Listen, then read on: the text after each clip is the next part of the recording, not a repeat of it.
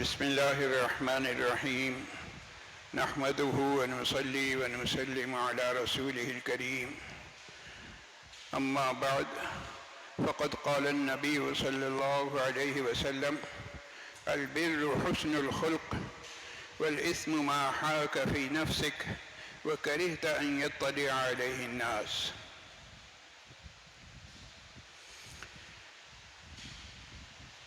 محترم سامعین و سامعات، ذخیرہ احادیث میں سے جس حدیث مبارکہ کا میں نے انتخاب کیا ہے اس میں اللہ کے رسول صلی اللہ علیہ وسلم نے فرق بیان کیا ہے کہ نیکی کیا ہے اور گناہ کیا ہے. فرمایا البر حسن الخلق، نیکی اچھے اخلاق کا نام ہے، اور گناہ کے متعلق بتایا کہ والاسم ما حاک فی نفسک، گناہ وہ ہے جو تمہارے دل میں کھٹکے. اور دل میں کھٹکنے کا کیا مطلب؟ دل میں کھٹکنے کا یہ مطلب ہے وَكَرِهْتَ أَن يَطَّلِعَ عَلَيْهِ النَّاسِ، تم اس بات کو ناپسند کرو کہ لوگوں کو یہ بات معلوم ہو جائے، میں جو کام کر رہا ہوں کہیں لوگوں کو پتہ نہ چل جائے. جس چیز کے بارے میں تمہارا یہ خیال ہو اس کا مطلب یہ کہ وہ گناہ ہے. آج چاروں طرف بے شرمی، بے حیائی اور بے غیرتی کے طوفان ہیں جو ہمیں گناہ کی دعوت دیتے رہتے ہیں. اور گناہ کی دعوت کس انداز میں دی جاتی ہے؟ شیطان دل میں یہ خیال ڈالتا ہے کہ ہم گناہ پر ہم عمل کر لیں گے، گناہ کر لیں گے لوگوں سے چھپ کر ہم گناہ کی لذت حاصل کر لیں گے.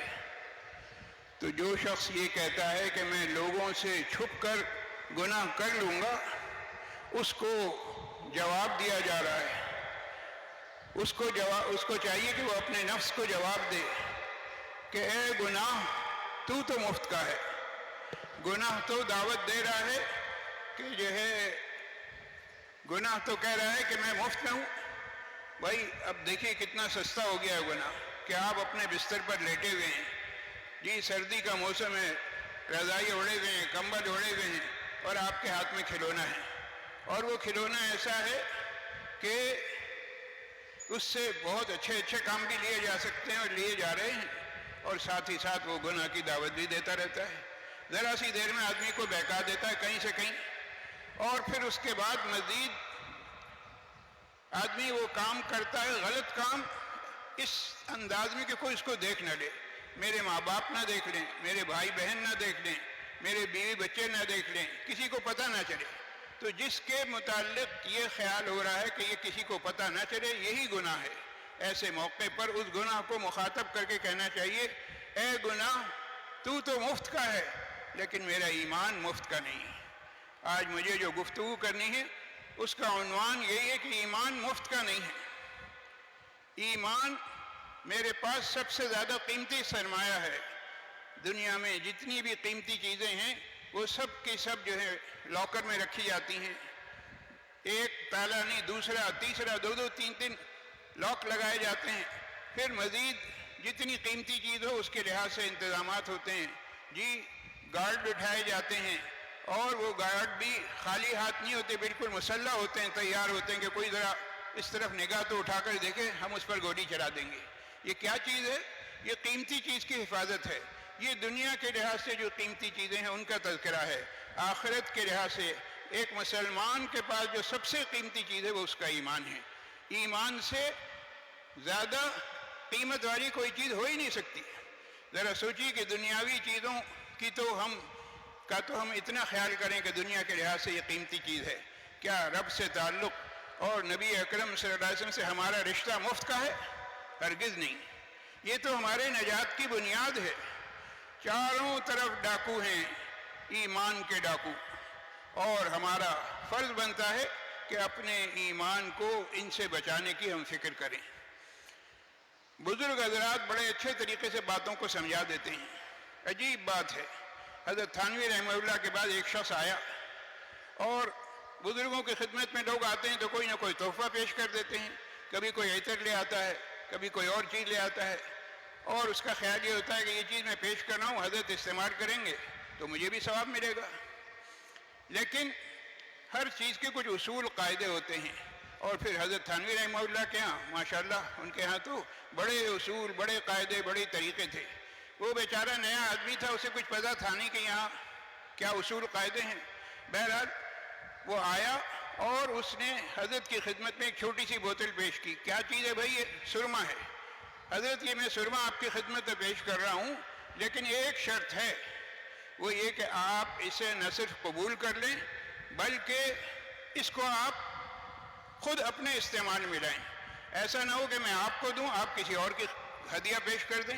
بزرگوں کے یہاں اکثر ایسا ہوتا ہے کہ ایک شخص نے ایک چیز لا کر دی، کوئی رومال لا کر دیا، کوئی عطر لا کر دیا، کوئی اور چیز لا کر دی، انہوں نے کسی اور کو دے دیا، لو بھائی میری طرف سے اب یہ تمہارے لیے تحفہ ہے۔ دینے والے نے تحفہ دے دیا بزرگ کو، انہوں نے لے لیا، اس کو ثواب مل گیا، اب انہوں نے جس کو مناسب سمجھا دے دیا۔ تو وہ شخص تحفہ لایا سرمے کا، اور شرط یہ لگا رہا ہے کہ جناب دیکھیے یہ آپ سرما خود استعمال کیجیے گا، کسی اور کو مت دیجیے گا۔ حضرت تھانوی رحمہ اللہ نے فرمایا کہ بھائی یہ تو بڑی کڑی شرط ہے۔ دیکھو بھائی میرے ہاں کے جو اصول ہیں اس کے لحاظ سے یہ ہوگا کہ اگر تم یہ چاہتے ہو کہ میں یہ سرما خود استعمال کروں تو اس کی دو شرائط ہیں۔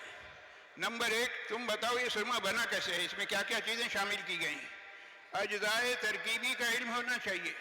اور نمبر دو، جب تم بتا دو گے تو میں اپنے معالج سے رجوع کروں گا، میرا معالج اگر اجازت دے گا تو میں یہ سرما لگاؤں گا، ورنہ نہیں۔ وہ کہنے لگا کہ حضرت کیا بات کر رہے ہیں، آپ تو ایسی باتیں کر رہے ہیں جیسے میں یہ سرما بیچ رہا ہوں۔ وہی میں بیچ نہیں رہا، میں تو آپ کو مفت کا دے رہا ہوں۔ حضرت نے فرمایا تیرا سرما مفت کا ہے مگر میری آنکھیں تو مفت کی نہیں ہیں۔ بس اسی مثال کو سامنے رکھ لیجئے، جب کبھی گناہ کے لیے ماحول سازگار ہو فوراً اس گناہ کو مخاطب کر کے یہ کہو کہ اے گناہ تو مفت کا ہے لیکن میرا ایمان مفت کا نہیں ہے، میں اپنے ایمان کو ضائع نہیں کر سکتا۔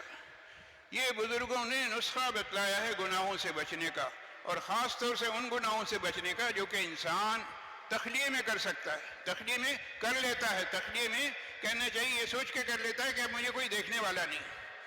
تو ہونا یہ چاہیے کہ انسان جس طرح سے لوگوں کے سامنے اپنے آپ کو بچا رہا ہے گناہوں سے، غلط کاموں سے، تو جب لوگ نہ دیکھ رہے ہوں اس وقت بھی اپنے آپ کو بچائے، اور اپنے آپ کو بچائے یہ سوچ کے کہ کوئی دیکھ رہا ہو نہ دیکھ رہا ہو، اللہ دیکھ رہا ہے۔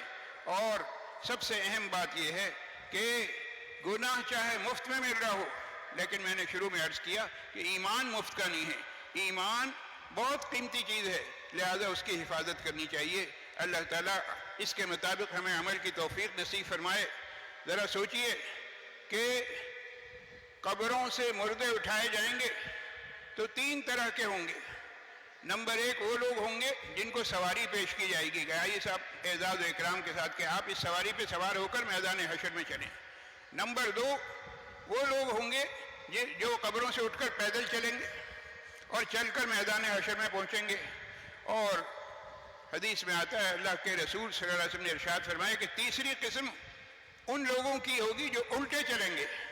الٹے کا مطلب صرف سر نیچے ٹانگیں اوپر نہیں، سر نیچے ٹانگیں اوپر کر کے ہو سکتا ہے آدمی اپنے ہاتھوں کے ذریعے سے چلنا شروع کر دے، نہیں، ان کو مجبور کیا جائے گا کہ تم ہاتھ بھی زمین پر نہیں ٹکا سکتے، وہ اپنے منہ کو زمین پر ٹکائیں گے اور منہ ان کا مٹی میں لتھڑ رہا ہوگا۔